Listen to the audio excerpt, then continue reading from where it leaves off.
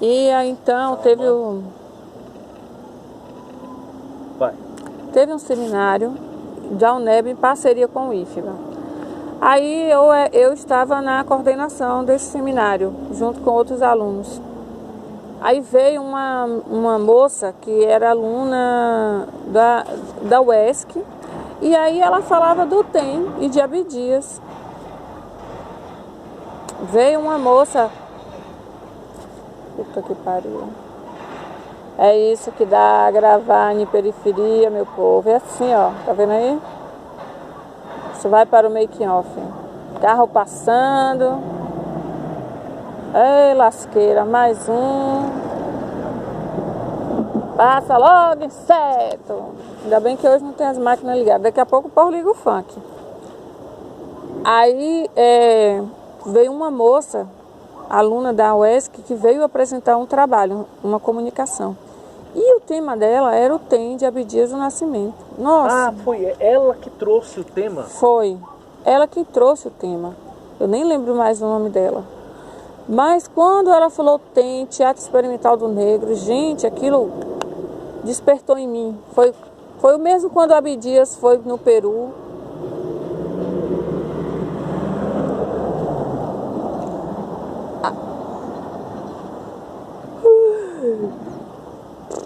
Eu acho que a sensação que eu tive nesse momento foi tipo a que Abdias teve quando ele foi lá no Peru, que ele viu um ator branco pintado de negro e ele quis criar o Teatro do Negro. Quando essa menina começou a falar do TEM, Teatro Experimental do Negro, e da história do Teatro do Negro, de Abdias, aquilo... Eu falei, meu Deus, é isso que eu quero, é isso que eu quero trabalhar. Quero fazer esse teatro, eu quero trabalhar com esse teatro, quero levar esse teatro para meninos de periferia, quero falar disso. Pegar essa metodologia e usar aqui, porque a gente tem tanto racismo. E aqui na minha cidade, né, aqui em Eunápolis, como é muita gente que vem do sul, né? Aqui é extremo sul da Bahia. Então a gente está muito próximo a Minas, a Espírito Santo. Então tem muito mineiro, capixaba. Aqui é um racismo assim sistêmico mesmo, uma coisa. Aí eu falei, eu vou trabalhar com isso.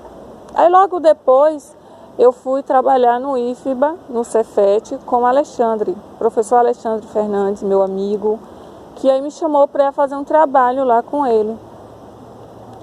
A gente fazia um trabalho de literatura e o teatro. A gente pegava vários textos literários para trabalhar no teatro. Aí quando eu descobri o TEM, eu falei, Alexandre, nós precisamos fazer essa proposta e tal, e Alexandre adorou a ideia na hora. Aí nós fizemos a oficina, né? Aí eu comecei a fazer uma oficina com os alunos. Aqueles alunos que eram alunos de Alexandre, a gente começou a trabalhar a temática, né? Nossa, tinha oficinas que eram assim uma catarse. O que eu ouvia dos alunos, a questão do cabelo, gente, como que a questão do cabelo, principalmente para meninas, como que isso é forte, né?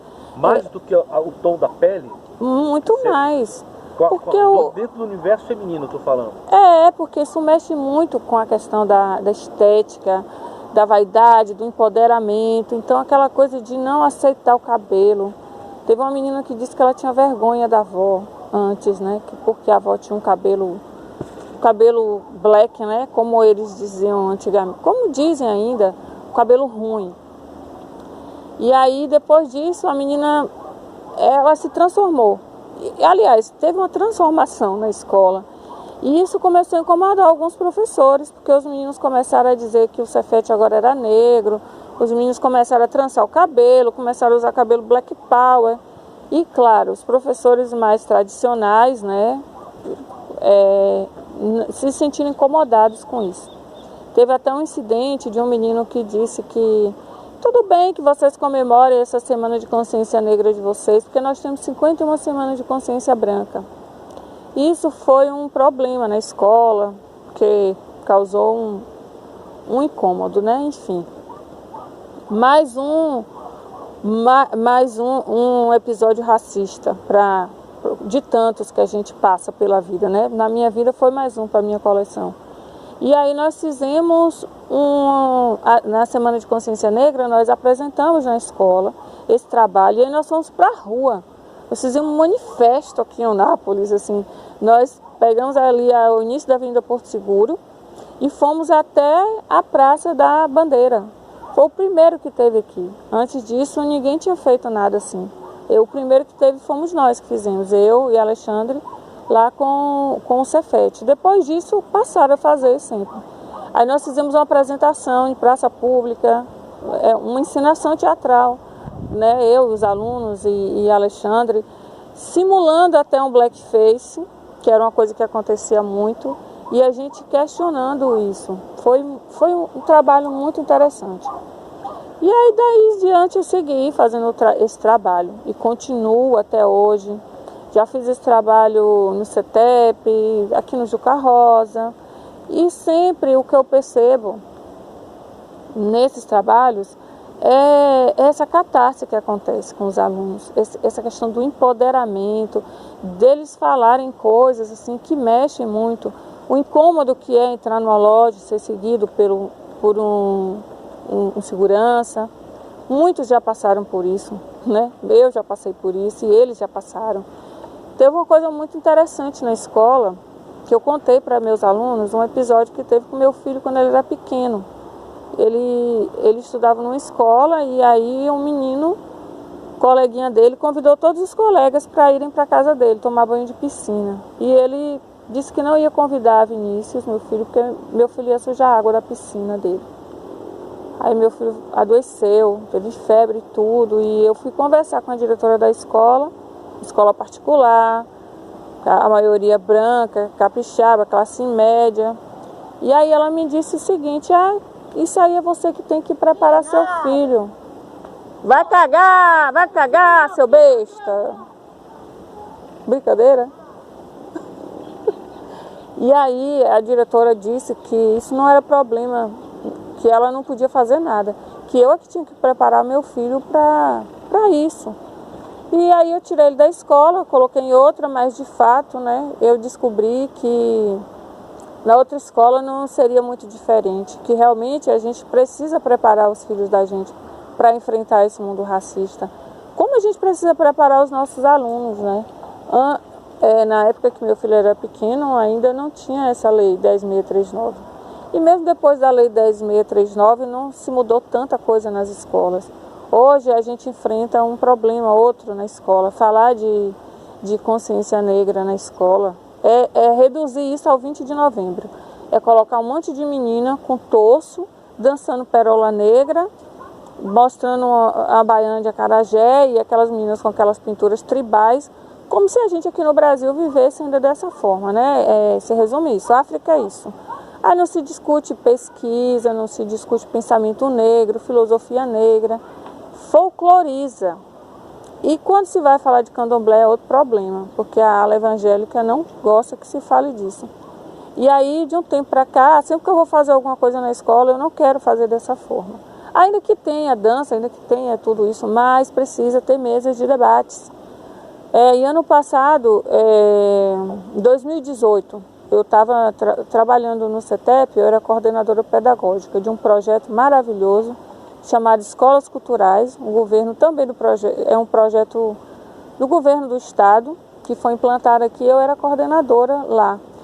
E aí eu falei que eu não queria fazer Semana de Consciência Negra dessa forma.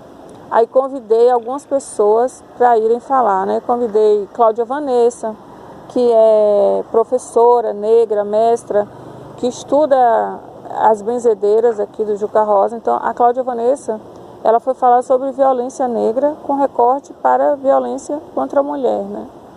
Violência contra a mulher com recorte, claro, com mulher negra, por quê? Porque as mulheres negras sofrem muito mais com violência. Foi agora. Você quer concluir isso daí? E convidei também...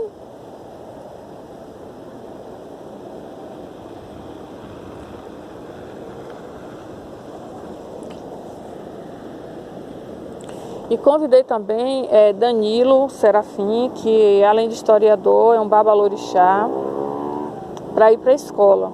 Foi muito interessante, né? Os alunos gostaram, interagiram. Fiz, numa época também nós fizemos um seminário no Candomblé, que tem aqui no bairro Juca Rosa, Candomblé de Mãe Luziene. E assim, na época eu trabalhava no Departamento Municipal de Cultura e nós convidamos professores e coordenadoras, né, pedagógicas, porque só tinham coordenadoras. E quando eu fui convidá-las, ouvi comentários de todo tipo. Para que um seminário no terreiro? Está repreendido no nome de Jesus. Aí eu perguntei à coordenadora, repreendido por quê? O que a senhora quer dizer com isso? Aí a outra disse, não, nada, né? Tiraram por menos. Não é nada disso que ela está falando, ela só está brincando. Mas uma brincadeira que não foi nenhuma coordenadora, nenhuma professora municipal foram lá. Nenhuma foi prestigiar o evento. Mas nós fizemos mesmo assim, seminário no terreiro de Mãe Luziene, convidamos alunos da UNEB e o pessoal de Candomblé. Foi muito interessante. Na época, Sumário Santana, do Viola de Bolso, era coordenador do Departamento de Cultura, e nós, do departamento, com alunos da escola, alunos da UNEB, e os adeptos de Candomblé, inclusive Danilo e André também, historiadores foram, e foi muito interessante o projeto e toda a conversa.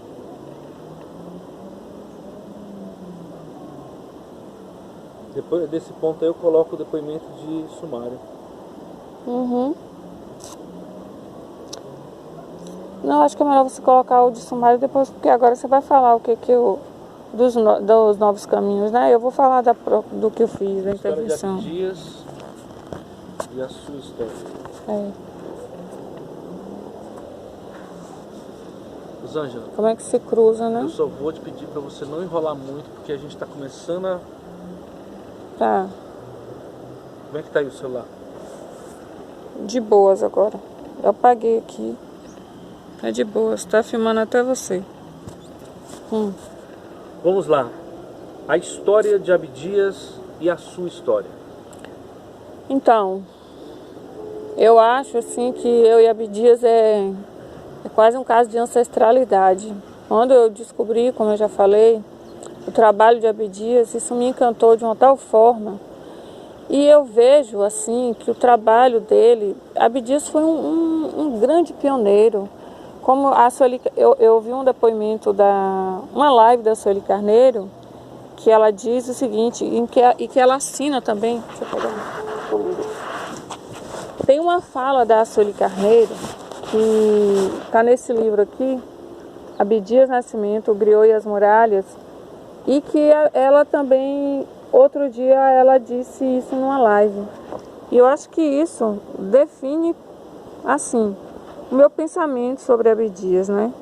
Ela disse que Abdias, que a história política e reflexão de Abdias se insere no patrimônio cultural para nós, negros brasileiros, né?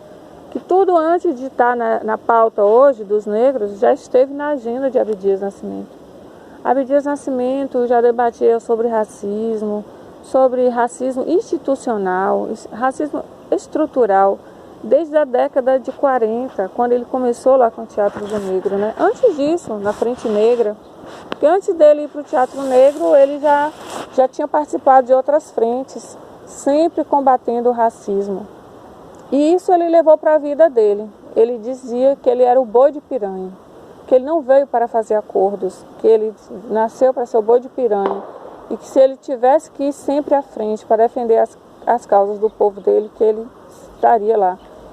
E ele fez isso durante o Teatro do Negro, depois, quando ele sai, que ele foi para o exílio, né? Abdias Nascimento, que denunciou a questão dessa falsa democracia racial que existe no Brasil.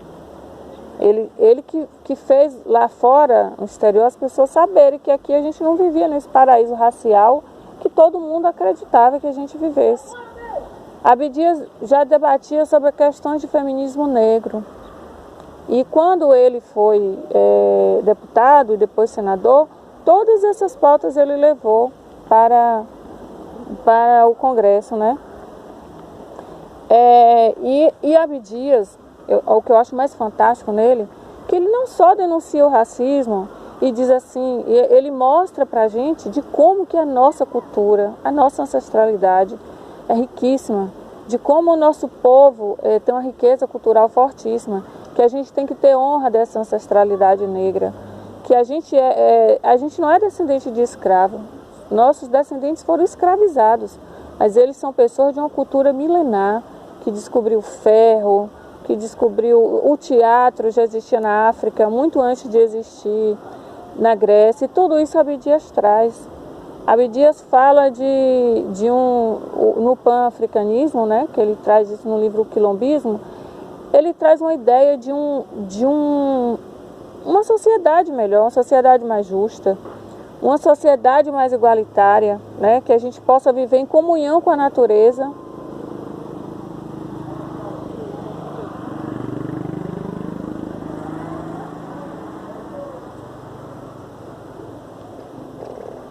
Que a gente possa viver em comunhão com a natureza. Como os nossos antepassados viviam em África, né? E também como os indígenas também, que são nossos ancestrais, viviam aqui nesse país, antes dos portugueses chegarem, antes dos portugueses trazerem os negros como escravos para aqui. Então são povos que viviam em comunhão com a terra, que viviam em comunhão porque a natureza, a terra para esse povo, tanto para indígena quanto para africano, é um organismo vivo, é uma entidade, né? Então eles não fazem mal à terra. O candomblé, que é uma religião de matriz africana, a qual o Abdias também fala muito nas suas obras e nas suas peças, o candomblé não existe sem folha não tem orixá. Então, para eles, né, para quem é adepto do candomblé, a terra e a natureza é sagrada, para o indígena também.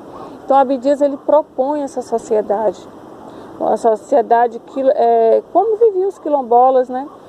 E de cuidar melhor da terra e de cuidar melhor de si, e de ter honra de ser quem a gente é, de que a gente não precisa negar quem a gente é para ser aceito, de que a gente não seja preciso a gente negar nossas raízes, que a gente seja viver a nossa ancestralidade, a nossa africanidade. E aí a Sueli Carneiro diz que Abdias ensinou a gente a pensar de um jeito